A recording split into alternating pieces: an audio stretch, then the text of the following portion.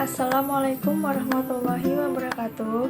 Saya Nabila, mahasiswi Universitas Islam Negeri Sumatera Utara, jurusan Pendidikan Islam Anak Usia Dini semester 4. Di sini saya akan menceritakan kisah Ashabul Kahfi untuk memenuhi tugas mata kuliah kisah-kisah anak dalam Al-Quran.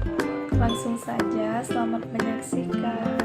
Assalamualaikum warahmatullahi wabarakatuh. Waalaikumsalam warahmatullahi wabarakatuh. Apa kabarnya adik-adik? Baik.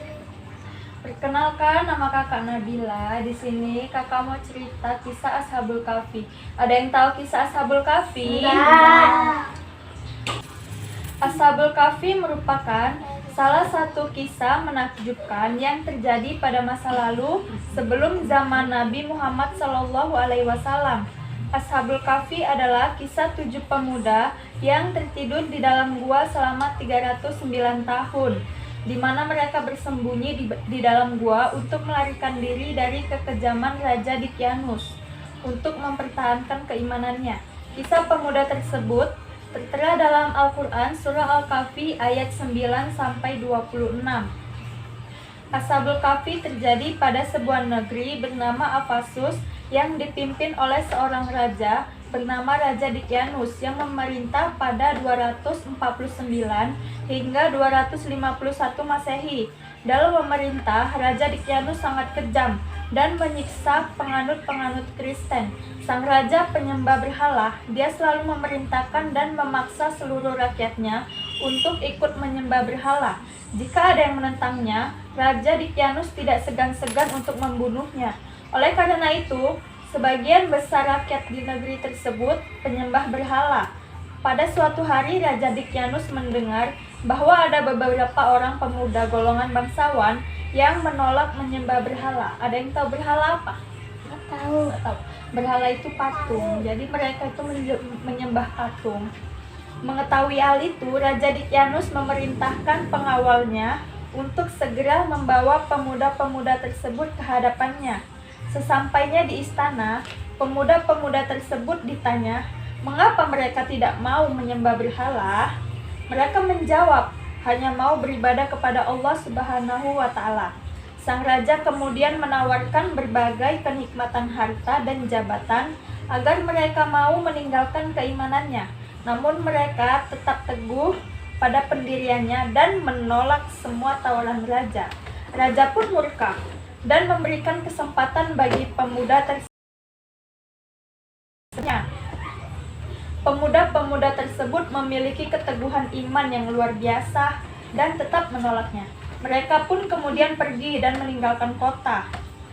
Selanjutnya mereka bersembunyi di sebuah gua di Gunung Tikayus yang tidak jauh dari tempat tinggalnya. Saat perjalanan menuju gua, mereka bertemu dengan seorang pengembala bersama anjingnya. Pemuda tersebut juga memiliki keimanan yang sama dan memutuskan ikut bersamanya. Di dalam gua, mereka bisa beribadah kepada Allah dengan bebas dan leluasa. Mereka berdoa dan memohon perlindungan kepada Allah agar terhindar dari kejaran tentara Raja Dicyanus.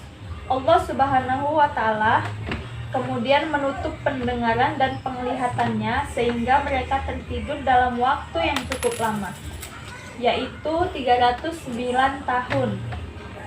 Diperkirakan tertidur lama, para pemuda tersebut terbangun karena mendengar suara seseorang membangun kandang di sekitar gua. Mereka bangun dengan wajah berseri-seri. Mereka saling bertanya, "Berapa lama tinggal di sini?" Salah satu pemuda ada yang menjawab, "Tuhan lebih mengetahui berapa lama tinggal di sini." Salah satu dari mereka kemudian keluar mencari makan dan memastikan bagaimana keadaan kota. Saat dalam perjalanan merasa heran karena banyak melihat orang yang sudah beriman dan keadaan kota pun sudah berubah. Agama Kristen yang pada masanya diperlakukan sewenang-wenang sekarang sudah diterima dan menjadi agama negara.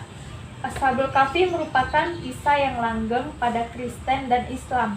Selama abad pertengahan, 7 pemuda tersebut dibangun pada masa pemerintahan Kaisar Romawi Timur Theodosius II 408 sampai 450 Masehi. Kaisar tersentuh oleh kehadiran mereka.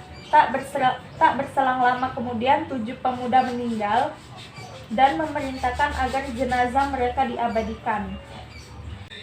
Hikmah dari kisah Ashabul Kahfi yaitu ketika mementingkan kepentingan agama dan keimanan lebih dari apapun, maka niscaya Allah Subhanahu wa Ta'ala akan memberikan perlindungan dan menyelamatkannya.